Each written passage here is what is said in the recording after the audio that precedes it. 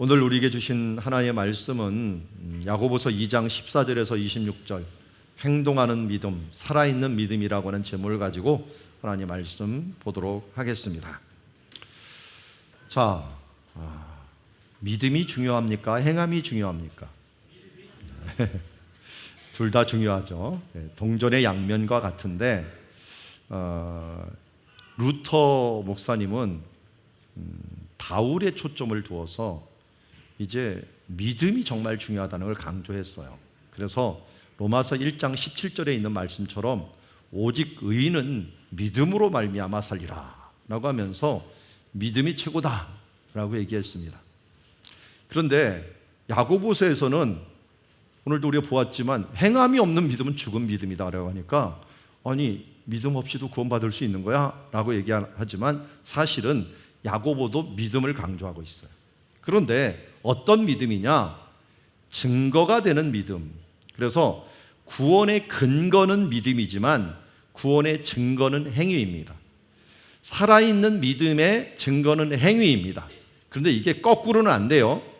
우리가 꺾꽂이를 갖고 확 꼽아놨다고 해갖고 그게 살아있는 나무가 될 수는 없는 것처럼 뿌리가 있어야지 위에 있는 것이 살 수 있습니다. 물론 그루터기만 남아도 그 믿음은 살아있는 믿음이 될 수는 있어요. 그렇지만 그게 계속 있다면 썩어 죽어지는 거죠. 살아있다면 그 그루터기에도 싹이 나게 돼 있겠죠. 싹이 나고 열매가 맺게 돼 있을 것입니다. 그래서 필요 충분 조건이 서로 왔다 갔다 하는 건 아니고 필요 조건이 되면은 그 뒤에는 반드시 나타나야 될 게 열매다라고 합니다. 그래서 예수님도 우리에게 말씀하시기를 그들의 열매로 그들을 알리라. 물론 이거 거짓 선지자에 대한 부분들을 이야기하면서 말씀하신 것이긴 하지만 우리도 마찬가지죠. 우리가 참 믿음을 가지고 있느냐 하는 부분들은 열매를 보고 내가 살아있는 믿음을 가지고 있느냐 없느냐를 알 수 있다는 것이죠. 그래서 우리는 예수를 믿고 아무 짓도 않고 양심에 꺼리낌 없이 죄를 짓는 사람, 그런 사람은 산 믿음이 아니라 죽은 믿음이라고 얘기할 수 있습니다. 그것이 구원받을 수 있는 믿음이냐? 오늘 성경에는 구원받을 수 없는 믿음이라고 얘기하고 있습니다. 우리 안에 예수를 믿으면서 성령님이 오셨기 때문에 성령님이 우리가 죄를 지면 말할 수 없는 탄식을 통해서 불편하게 만듭니다. 우리가 예수를 믿었는데도 주일 성수도 안 하고 다른 데 가서 놀고 먹는데 마음에 아무 꺼리낌도 없다. 이 사람은 믿음은 점검을 해봐야 됩니다. 죽은 믿음이거나 완전히 무슨 문둥병처럼 병들어갖고 감각이 없는 믿음이거나 둘 중에 하나입니다. 그러기에 우리가 예수를 믿으면 성령님이 우리를 찌릅니다. 그래서 우리를 불편하게 만듭니다. 너 하나님의 선한 주의 뜻을 행해야지 하면서 우리 마음에 계속 강조를 합니다.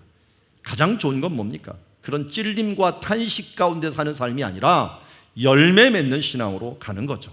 더 나은 열매, 더 풍성한 열매, 우리 가운데 제일 먼저 하나님이 원하시는 열매는 뭐예요? 인격적인 열매입니다. 사랑, 희락, 화평, 오래 참음, 자비, 양선, 충성, 온유, 절제, 이런 인격의 열매가 해를 거듭할수록 하나님 앞에서 내가 더 나아지는 것, 더 오래 참아주고 더 하나님 앞에 충성스러워지고 하는 모습들, 매너리즘에 빠지지 아니하고 성령님이 나를 향하여 주시는 이 자극을 통해서 성장해 나가는 믿음, 열매를 보여주는 믿음, 그것이 뭡니까? 우리의 믿음이 바로 근거가 돼서 증거로 나타나는 믿음이다 라는 걸 볼 수가 있습니다.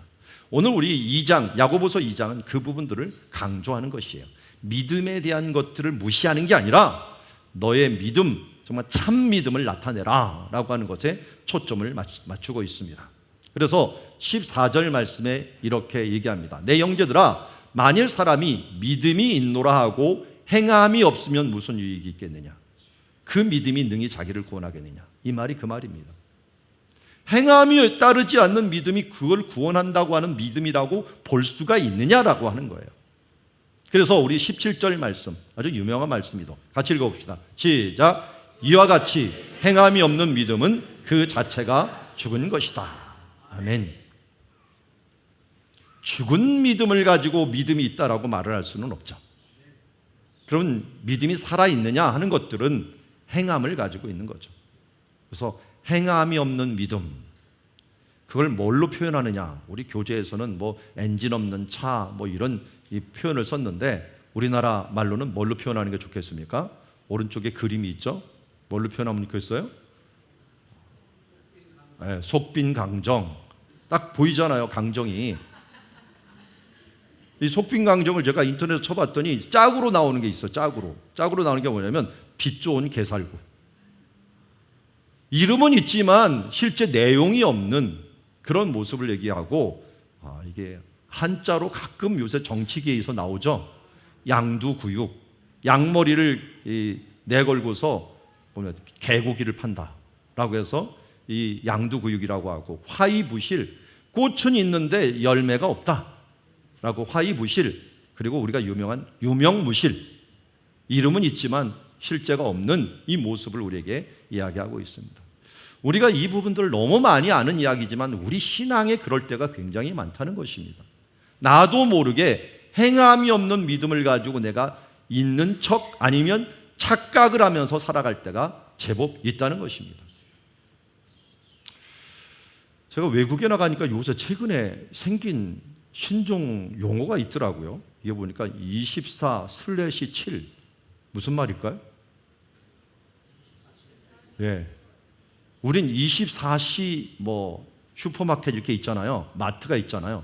근데 /7은 뭐예요? 24시간 7일 동안 쉬지 않고 우리는 이 가게를 엽니다 라고 하는 표현이에요. 우리나라 7자는 별로 안 쓰죠. 그러니까 우리 교회에서 쓰는 거하고 뭐가 비슷하냐면 168분의 1하고 비슷합니다. 여기는 우리는 24시간 7일 동안 지속적으로 문을 열고 장사를 합니다라는 표현이지만, 믿음은 어떤 믿음이 돼야 돼요? 24시간 7일 동안 살아있는 믿음이 돼야 돼요.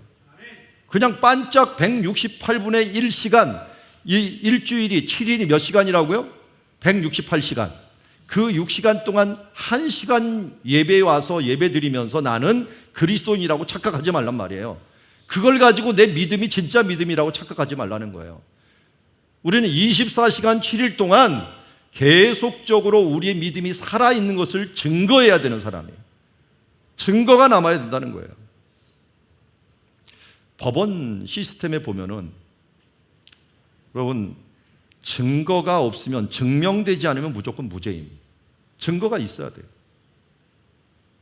심증이 있는다고 되는 건 아닙니다. 그 증거는 뭘로 표현이 됩니까? 여러 가지로 돼 있죠. 사람 증인이 일단 1차적으로 되고요. 또 증거하는 물건이 있을 수도 있고요. 또 지문이 또 나와갖고 상황상 이것들을 행할 수 있고요. 여러 가지 증거가 있지만 증거 없이는 우리가 죄인이라고 그 사람이 죄가 있다고 말할 수 없는 것처럼, 반대로 우리가 증거 없이는 믿음이 있다라고 말할 수가 없다는 것입니다. 증명이 돼야 돼요. 증명이 돼야 돼요. 그 예를 여기서 듭니다. 만일 형제나 자매가 헐벗고 일용할 양식이 없어요. 그럼 내가 믿음이 있고 내가 사랑이 있다라고 하면 어떻게 됩니까? 여기서 누구에게든지 그에게 평안히 가라, 덥게 하라, 배부르게 하라, 그 몸에 쓸 것을 주지 아니하면서 말로만 한다면 이 사람은 진정한 믿음이 있는 사람이다, 사랑이 있는 사람이라고 말할 수가 없는 것입니다. 사랑으로 서로 종노릇하라고 말씀하고 있고, 에베소 4장 32절에는 서로 진실하게 친절하게 하며 불쌍히 여기라고 얘기하고 있습니다. 그리고 우리가 잘 알듯이 우리 데살로니가 교회가 사도 바울에게 큰 위로를 주었던 것은, 믿음이 있으면 뭐가 따라갔어요? 워크, 역사가 따라갔고, 사랑에는 뭐가 있었어요? 수고가 있었어요. 소망을 가졌을 때는 뭘 가져요? 인내함을 가지고 있었어요. 삶이 같이 따라가지 않는 그런 신앙들을 우리는 신앙이라고 말할 수가 없고, 우리 그리스도인들이 지금 이 세대에서 가장 손가락질을 많이 받고 있는 것은 죽은 믿음들이 너무 많기 때문에 그래요. 유명무실한 믿음들을 가지고 있고, 속빈 강정 같은 빛 좋은 게살구 같은 모습으로 나는 그리스도인이다라고 얘기를 하고 있지만, 실제는 그렇지 않은 모습들을 바라보면서 우리가 정말 살아있는 믿음을 가지고 있는가, 정말 친절하게 믿음으로 대하고 있는가를 한번 돌아봐야 됩니다. 그래서 성경에는 여러 가지 비유로 얘기를 합니다. 먼저 증거를 가지고 얘기를 해요. 예수님이 마태복음 25장에서는 마지막 심판 때 이렇게 얘기한다고 하십니까? 이 많은 사람들을 심판대에서 오른쪽 왼쪽을 하는데, 왼쪽에 있는 것은 심판받아 죽을 사람들, 이제 오른쪽에 있는 사람들은 하나님의 자녀로서 선택받은 사람입니다. 그래서 오른쪽에 있는 자들에게 이야기합니다. 복받은 자들이요, 창세로부터 너희를 위하여 예비된 하나님 나라를 상속받으라 라고 얘기합니다. 그랬더니 받으려고 하는 사람들이 말하는 거예요. 내가 줄일 때 내가 먹을 것을 주었고, 목마를 때 마시게 했고, 나그네 되었을 때 영접했고, 헐벗을 때 옷을 입혔고, 병들었을 때 돌아보았고, 옥에 갇힐 때 와서 보았다. 그래서 정작 그 말을 들은 사람은 제가 한 일이 없어. 이런 사람은 주로 어떤 사람이에요? 오른손으로 한 일이 왼손으로 모르게 했던 사람이에요. 내가 언제 주님을 영접했고, 언제 옥에 갇힐 때 대접을 했고, 언제 헐벗을 때 병들었을 때 돌아보았습니까? 라고 얘기를 했더니 예수님이 뭐라 했습니까? 너희가 여기 있는 내 형제 중에 지극히 작은 자 하나에게 한 것이 곧 내게 한 것이다. 지극히 작은 자 하나에게 한 것이 곧 내게 한 것이다 라고 하면서 그것이 너의 증거다 라고 말씀합니다. 그런데 우리가 정말 중요하게 조심해야 될 것이 하나가 있어요. 마태복음 7장 21절에 나오는 이 말씀인데요, 우리 믿는 사람들이 정말 조심해야 될 부분이에요. 나더러 주여 주여 하는 자마다 천국에 들어갈 것이 아니다.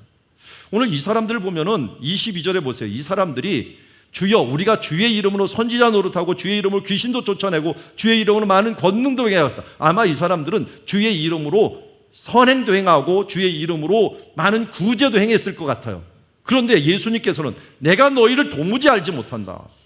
내가 이 불법을 행하는 자들아 내게서 떠나가라 라고 말씀하고 있어요. 왜 이런 말을 할까요? 왜 앞에 있는 이 말하고 완전히 틀리네요. 여기는 한 것도 모르는데 했다라고 얘기하고, 여기는 분명히 했다라고 했는데도 안 했다라고 얘기를 하는 모습을 봅니다. 우리 전도할 때나 하나님의 뜻을 행할 때 정말 조심해야 될 것 중에 하나는, 예를 들어서 이렇습니다. 누구를 전도할 때 내 마음은 그렇지 않은데 가식적으로 그에게 잘해주려고 해요. 의도적으로 그에게 잘해주려고 해요. 나는 원래 그런 사람 아니야. 그런 인격도 제대로 갖추지도 않았는데 불구하고 전도하기 위해서 그에게 다정하게 대하고 잘해주고 이런 모습들을 보면은 이 사람은 어떨까요? 그걸 받는 사람들은, 우리 영적인 동물이기 때문에 이 사람이 나를 지금 전도하려고 이 짓을 하고 있구나, 원래 옛날에는 그렇지 않았고 평소에는 그렇지 않은데 왜 나한테 이렇게 하지? 하는 걸 눈치챕니다. 그런데 하나님도 알아요. 우리 뿌리인 믿음에서 나오는 삶이 되어야 돼요. 성경에도 말합니다. 세상 끝까지 가서 증인이 되라고 했지만 그냥 증인이 되라고 얘기를 안 해요. 성령이 너희에게 임하시면 너희가 권능을 받고 증인이 되는 거지, 억지로 증인이 되면 이거 뭡니까? 가짜 증인이에요. 가짜 증인. 가짜를 하지 말고 진짜로 내 속에서 솟아나는 그 마음을 가지고 행하라고 얘기합니다. 그게 내가 가식적이고 나타나는 게 힘들다면 먼저 나를 점검해 봐야 됩니다. 내가 뿌리에서 나오는 열매인가, 억지로 가짜 열매를 보여갖고 그에게 무엇을 행하려고 하느냐, 그런 부분들은 하나님 앞에 아무 상급도 되지 못하고 내가 너희를 도무지 알지 못한다라고 말씀을 한다는 것입니다. 여러분, 그리스도인임에서 그리스도인 척하지 마십시오. 그리스도인 되는 내 안에 계신 예수 그리스도, 내 안에 계신 성령 하나님의 그 권능이 내가 나타나는 삶, 그것이 내 아버지의 뜻대로 행하는 자의 삶입니다. 그렇다고 우리는 나 마음이 안 내키니까 아무것도 안 할래, 그럴 때면 성령님이 여러분들 찌르십니다.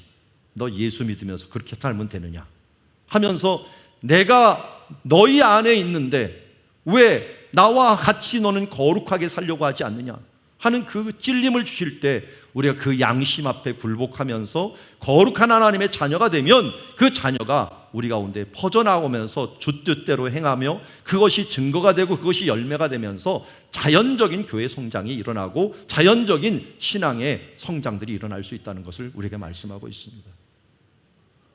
우리 교회도 제일 좋은 전도는 바로 이런 전도입니다.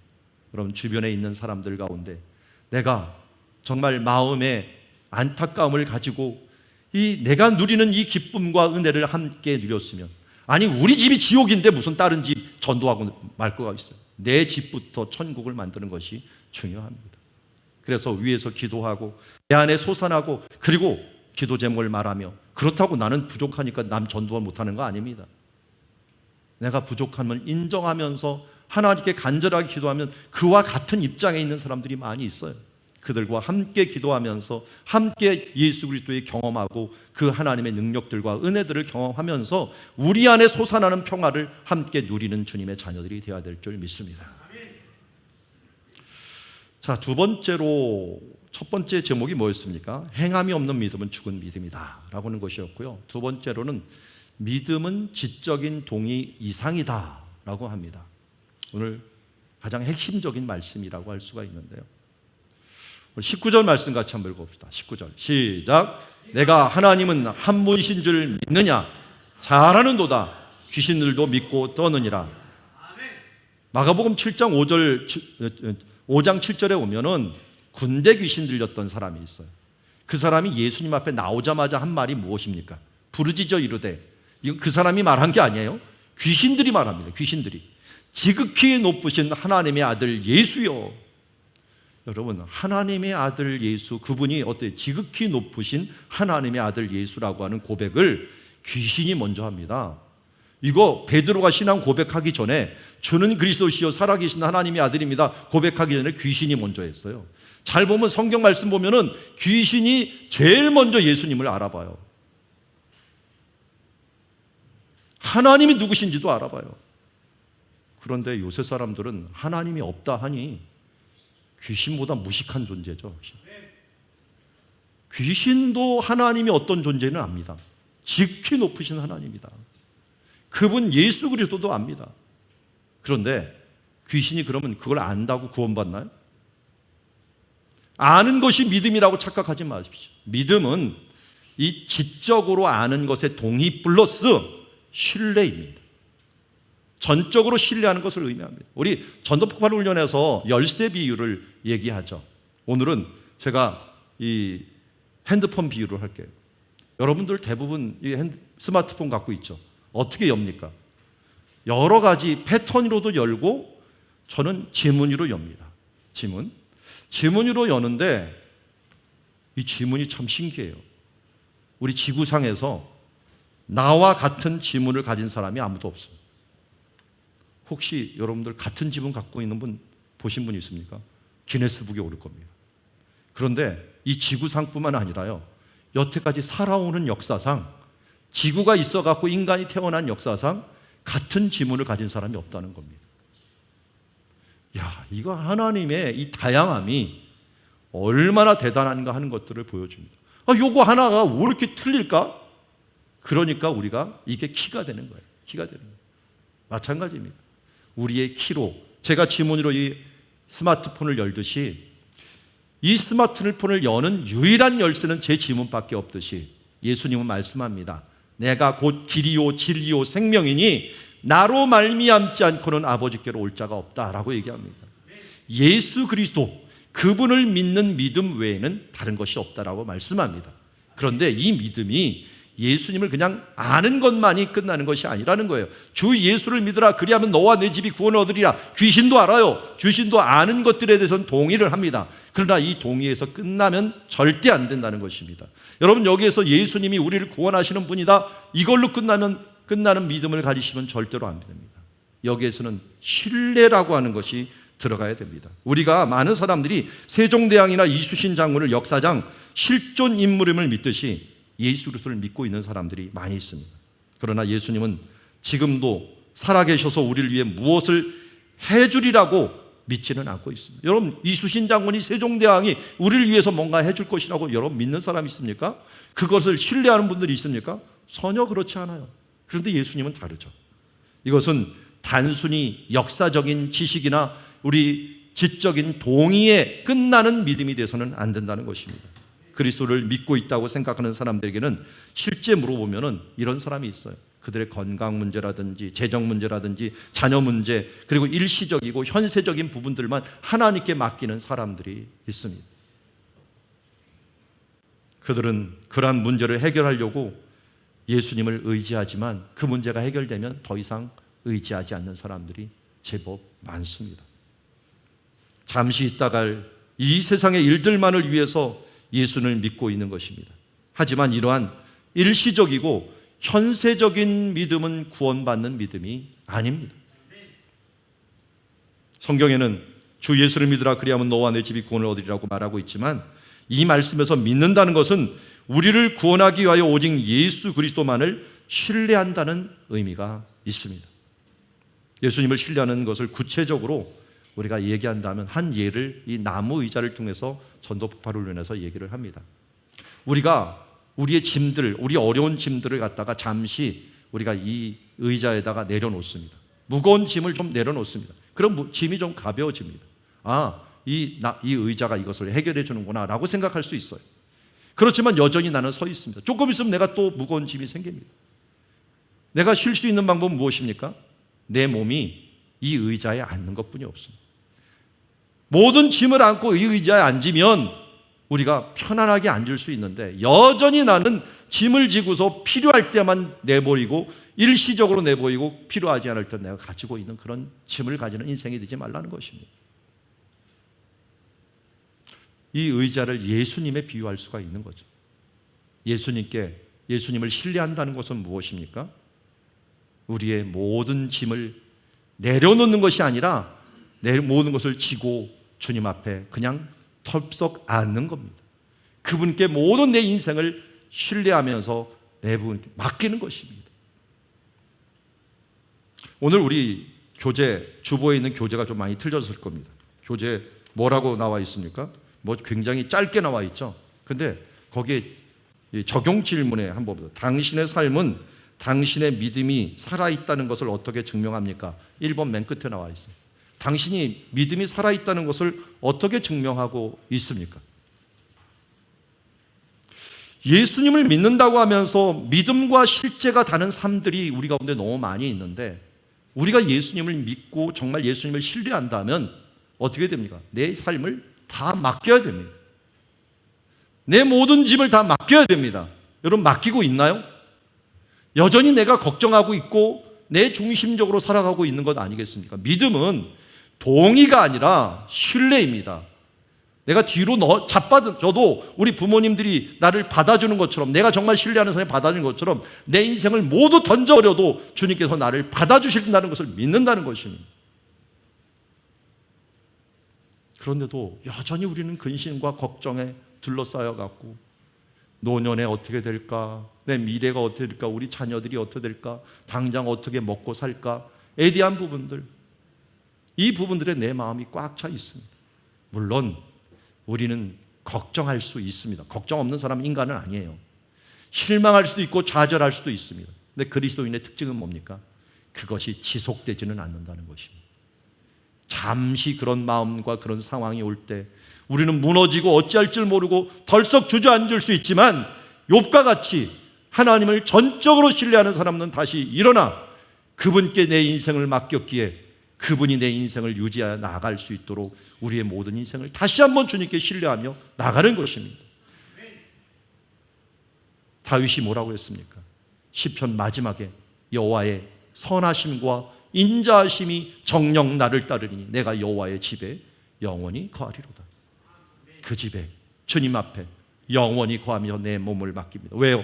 그분이 선하시고 그분이 인자하시기에 지금 이해가 되지 않더라도 하나님께서는 나를 택하시고 이끌어주시고 천국까지, 끝까지, 세상 끝날까지 내가 너와 함께 할 것이라는 약속을 믿고 신뢰하면서 나아가는 우리가 되어야 될 줄 믿습니다.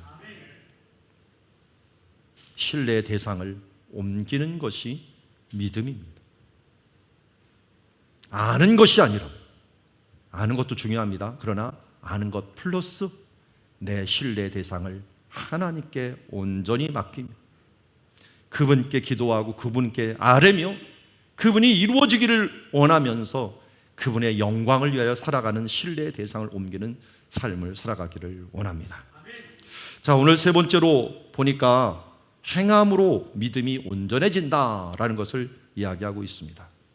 허탄한 사람아, 행함이 없는 믿음이 헛것인 줄을 알고자 하느냐 하면서 행함으로 믿음이 온전해진다는 것을 우리 이 두 명의 예를 들어서 우리에게 이야기하고 있습니다. 첫 번째가 아브라함입니다. 우리 믿음의 조상이라고 하죠. 믿음의 조상인 이 아브라함이 어떻게 믿음으로 의롭다함을 받았는가 하는 것을 얘기하면서 아들 이삭을 제단에 바칠 때 행함으로 의롭다함을 받은 것이 아니냐. 내가 보거니와 믿음이 그 행함과 함께 일하고 행함으로 믿음이 온전하게 되었느니라. 행함으로 믿음이 온전하게 되었다. 자, 이거부터 먼저 알려드릴게요. 사실은 오늘 23절에 있는 말씀이 창세기 15장에 있고요, 여기 아들을 둔 이 부분들은 22장에 있어요. 그러니까 순서상으로 보면은 의롭다함을 받은 게 먼저예요. 야고보서는 뒤에도 나오고 있지만 이에 성경에 이른바라고 하는 게 이게 이 창세기 15장 6절에 아브라함이 여호와를 믿으니 여호와께서 이를 그의 의로 여기셨다라고 하는 말이 이게 15장 6절에 나오는 말씀입니다. 하나님을 믿으니 그가 의로 여겨요. 어떤 말씀이냐면 내가 내 자손들을 이 별과 같이 할 것이다. 밖에 나와서 보여준 거예요. 근데 그때는 어떤 상황이었어요? 아들이 없을 때였어요. 아니 70살이 넘었는데도 아들이 없는 상황인데도 아브라함이 그냥 믿어버렸어요. 자기 아내의 경수가 폐경기가 됐는데도 그냥 믿어버렸어요. 그랬더니 어떻게 해요? 그걸 의로 여기셨다. 그래서 오늘 야고보는 뭘 강조했느냐? 그가 진짜 믿음이 뭘로 증명이 됐느냐? 이삭을 드릴 때 증명이 되었다. 이삭이 태어나가고 그를 하나님께 드리라 해갖고 드린 거예요. 드렸더니 그걸로 의롭다함을 받았으니 이게 그 믿음이 행함과 함께 일하고 행함으로 믿음이 온전하게 되지 않았느냐. 잘 보면 이 아브라함은 계속적으로 믿음의 결단을 해요.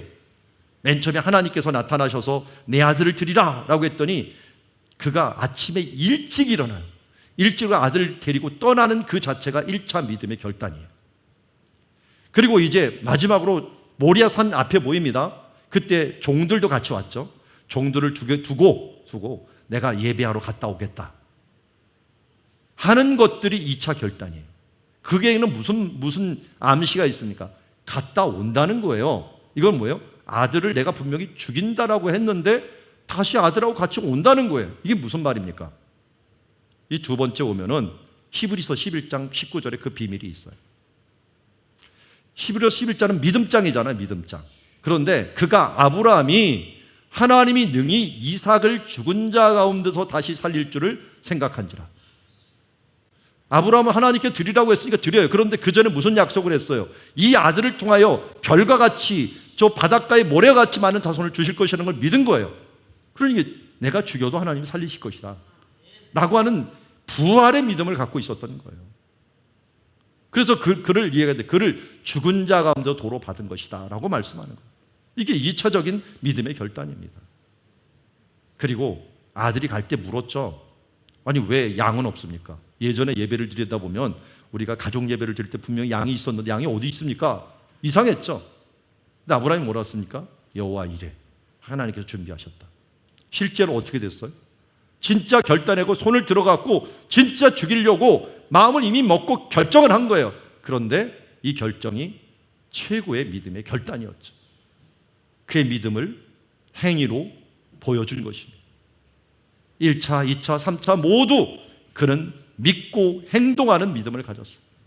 출발하고 그리고 그 앞에서 돌아온다고 말을 하고 그리고 또 실제적으로 여호와 이레를 믿고 그가 행동함으로 말미암아 실제로 그가 행함으로 일하고 행함으로 믿음이 온전케 되므로 행함으로 의롭다함을 인정받았다. 아까 맥하고 똑같아요. 뿌리가 믿음인데 이 뿌리에 정말 열매가 최고의 열매가 22장에 나오는 이삭을 드림으로 말미암아 이 사람이 최고의 믿음을 가졌다는 것을 증명해 주었다는 것입니다. 이처럼 아브라함이 하나님을 믿으니 의로 여겨졌고 그래서 24절에 이야기합니다. 우리 24절 같이 읽겠습니다. 시작. 이러보건대 사람이 행함으로 의롭다 하심을 받고 믿음만으로는 아니니라. 이 믿음만이라고 하는 것들은 밑에 지식적인 동의 이 정도죠. 지식적인 믿음의 동의로서만 끝나는 것이 아니라 정말 신뢰하면서 그에게 모두 맡기는 그 믿음이 진정한 살아있는 믿음이다 라고 말씀하고 있습니다. 두 번째 예를 기생라합을 들었습니다. 기생라합이 사자들을 대접하여 다른 길로 나가게 할 때 행함으로 의롭다함을 받은 것이 아니냐. 이 라합의 예를 보면은 라합이 나중에 여러분 족보 아시나요? 라합이 누구의 조상이 됩니까? 예, 다윗의 조상이 돼요. 보아스의 보아스의 엄마가 라합이에요. 보아스의 아들이 오벳이고 오벳의 아들이 이새이고 이새의 아들이 다윗입니다. 그럼 이게 라합은 대단한 사람이에요. 근데 여기 사람을 기생이라고 얘기를 해요. 근데 학자들이 연구할 때는 이 기생도 그냥 기생이 아니다. 이때 신전에서 신을 섬기는 예식을 하면요, 이게 신녀를 사용합니다. 신녀가 뭐 하는 사람이냐면 예수님 때도 그랬고요. 많은 구약 시대 때 이 아모리 족속들이 그랬고 신전에 들어가기 때문에 성의식을 가져요. 성적인 교미를 갖습니다. 한마디로 남자 여자가 성적인 의식을 가지고 나서 그 다음 들어가요. 그러니까 이 신녀는 뭐냐? 기생이에요. 사람들 보기에는 기생.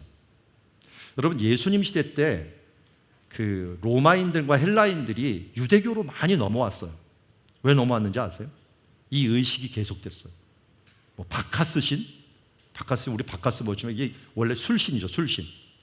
아데미 신, 이런 신들은 다 앞에서 성관계를 하고서 들어가요. 그러니까 나중에 태어나면 이 자식이 누구 자식인지 모르게 여자건 남자건 다 들어가고 그런 의식을 하니까 이런 일들에 질린 사람들이 많이 있었어요. 그들의 신앙과 그들의 신들을 섬기는 모습에 질려갖고 좀 경건한 신 없냐? 그 찾은 게 유대교예요. 유대교는 절대 그런 식을 안 하거든요. 이때도 마찬가지였어요. 결국 하나님께서 가나안을 멸하기려고 할 수밖에 없는 것은 그들의 죄가 그들에게 관영했다라고 얘기하고 있어요. 그 기생 라합이 그런 신녀 역할을 하다 보니까 자기도 그런 부분들을 질려버린 거예요. 이게 정말 제대로 된 신인가? 그런데 소식을 들었어요. 여호수아 2장 9절에 오면은 말하되 주 여호와께서 이 땅을 너에게 주신 줄 아노라 하면서 여호수아 2장 11절에 정탐꾼한테 얘기를 하는 걸 보면 이건 보통 수준이 아니에요. 너희 하나님 여호와는 위로는 하늘에서도 하나님이고 아래로는 땅에서도 하나님이시다. 우리 옛날에 이거 개정 성경에는 좀 유식하게 한자를 썼어요. 어떻게 쓰면 상천하지의 하나님이다. 좀 이해가 되시나요? 이걸 푸른 게 지금 이거고요. 옛날 한자에는 상천하지, 위로 하늘에서도 하나님, 땅에 이 아래로는 땅에서도 하나님이시다라고 하는 상천하지의 하나님이라는 의식을 가지고 있었다라는 거예요. 이건 이야기만 들었는데 이분이 진짜 하나님이다. 그때 뭐랍니까? 홍해를 건너게 하고 애굽의 유도를 이기고 또 저기 있는 길라산에서 시온과 옥의 사람들을 이기고 하는 이 모습들을 보면서 이분이 정말 하나님이구나 하면서 이미 하나님께서 믿었다는 거예요. 그러니까 이스라엘 백성들이 들어오기 전에 이미 신앙으로 믿음으로 한 믿음의 이스라엘 사람이 생겼는데 그 사람이 라합이라는 사람이에요. 그래서 최초에 이 가나안을 넘은 사람이 누구냐? 이 라합이에요. 그 소식이 그들의 믿음이 되어서 그 믿음을 가진 거예요. 이게 1차적인 믿음이에요. 그래서 어떻게 합니까? 그 1차적인 믿음이 바로 이스라엘 사람들이 왔을 때 그를 숨겨주는 데까지 행동으로 나타나는 거예요. 그 믿음이 행동으로 나타났어요. 그리고 어떻게 했어요? 그에게 군인들이 왔을 때 그가 나갔다라고 얘기를 하고 그 사람들을 데리고서 뭐라고 해요? 그를 탈출시키기 전에 나를 구원해다오. 분명히 하나님께서 이 땅을 너희에게 주실 것을 내가 믿는다. 이 믿음이 두 번째 믿음이에요. 그리고 그들에게 부탁하는 믿음이 이게 대단한 믿음이죠. 그리고 마지막 세 번째 믿음은 뭐예요? 내가 줄을 내려놓으면 너를 살릴 것이다 라고 얘기했더니 어떻게 해요? 전쟁 때 내려놓은 게 아니라 성경을 잘 보면 그 사람이 가는 동시에 빨간 줄을 내려놔요. 붉은 줄을 내려놓은 게 그냥 계속 내려놔요. 그러면서 전쟁 때 그가 그 붉은 줄을 통해서 어떻게 됩니까? 자기뿐만 아니라 가족과 친족까지도 구원을 시키는 일들을 행하는 걸 봅니다. 어떻게 구원받았을까요? 그 집에 다 모아놨겠죠. 다른 데 가지 말고 모아놔라. 이게 뭡니까? 결국은 우리 유월절 피를 바르고 그 안에 있는 사람이 살았던 것처럼 이 라합 한 사람으로 그 주변에 있는 사람들이 다 구원을 받는 역사가 일어난 것을 보게 됩니다. 이게 믿음의 역사예요. 믿음의 역사. 그래서 기생라합의 한 예를 통해서 믿음으로 어떻게 구원받았는가 하는 것을 우리에게 말씀하고 있습니다. 말씀을 정리합니다. 오늘 살아있는 믿음, 행동하는 믿음은 어떻게 증명이 되고 어떤 믿음인가 하는 것들을 이야기합니다. 한마디로 행함이 없는 믿음은 죽은 것이기 때문에 우리 믿음이 있다는 것은 증거와 있어야 한다. 이 증거가 뭡니까? 행동입니다. 행위가 있어야 된다는 것입니다. 그런데 우리가 행동은 있으면서 조심해야 될 것들은 진짜 신뢰하는 행동인가를 조심해야 됩니다. 내가 그냥 지식적인 동의와 우리 공동체에 잘 보이려고 아나니아와 삽비라처럼 뭔가 헌금하고 그것을 사람들을 데려오고 뭔가 보이려고 하는 것이 아니라 우리의 온몸을 주님 앞에 신뢰하며 그분이 나의 생명과 나의 모든 삶들과 우리들의 모든 가족들을 구원할 유일하신 분이신다 하면서 우리가 신뢰하며 나가는 것입니다. 그 두 가지의 모델로 아브라함과 우리 라합을 우리에게 보여주고 있습니다. 자, 그래서 믿음은 뭐가 동반한다고요? 역사를 좀 멋있게 해놨는데 이 배경 한번 보세요. 믿음 할 때 페이스 나왔죠? 그 다음 밑에 뭐가 돼 있어요? 뭐라고 써요? works. 믿음에는 행위가 따른다는 것입니다. 다시 말씀드립니다. 데살로니가서 1장 3절에 사도 바울이 그렇게 기뻐했던 것은 너의 믿음의 역사와 사랑의 수고와 우리 주 예수 그리스도에 대한 소망의 인내를 우리 하나님 아버지께 끊임없이 기억함이라 라고 말씀합니다. 여기서 또 잊지 말아야 될 한 가지, 믿음은 어떻게 주어져요? 그 은혜로 말미암아 우리에게 줍니다. 은혜는 누가 주셔요? 성령님이 주십니다. 하나님이 우리에게 주십니다. 그래서 갈라디아서 5장 16절에 내가 이르되 너희를 성령을 따라 행하라 그리하면 육체의 욕심을 이기지 아니할 것이다. 내가 행위를 잘해야지 하는 게 아니라 내가 믿음을 따라서 그 믿음에 주시는 말씀에 따라서 살아가고자 하는 그게 뭡니까? 성령의 감동으로 된 성경의 말씀, 그 말씀에 따라서 내가 움직이다 보면 나도 모르게 우리의 삶이 그냥 따라오게 돼 있는 거지 그걸 억지로 만들려고 하지 말라는 거예요. 주님을 믿고 그분께 온전한 신뢰를 맡기는 삶들을 살아가고 그 믿음의 사람으로 우리 구체적으로 뭘 해야 될지 모를까 한다면 우리 오늘 주보에도 나왔고 제가 그 전교인 톡에도 보내드렸지만 행동하는 믿음인 스플링크, 우리 가족 하브루타라고 볼 수 있는데요. 스피리트하고 링크를 합친 말이 스플링크입니다.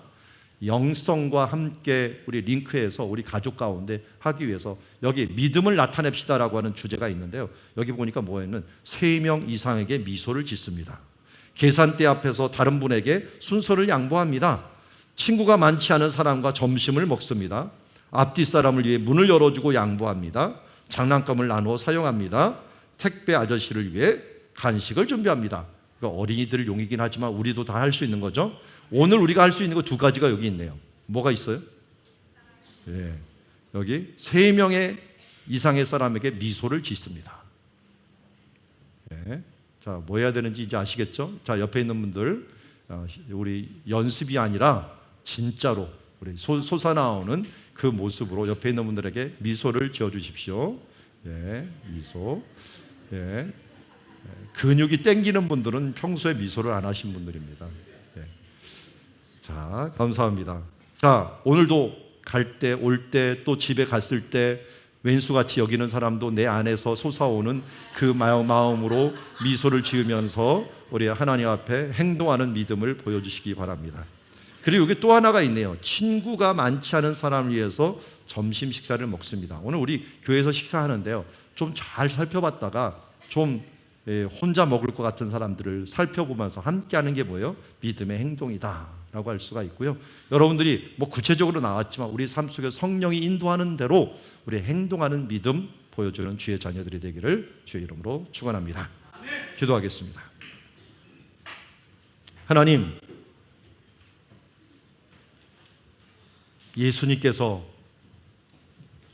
하나님께서 우리를 사랑한다라고만 말하지 아니하시고 자기 아들을 보내시고 예수님께서 서로 사랑하라고 말씀하시만 하지 아니하시고 자기 목숨을 버리고 십자가에서 우리를 위하여 죽으심으로 말미암아 사랑의 역사를, 믿음의 역사를 우리 가운데 이루어 주셨습니다.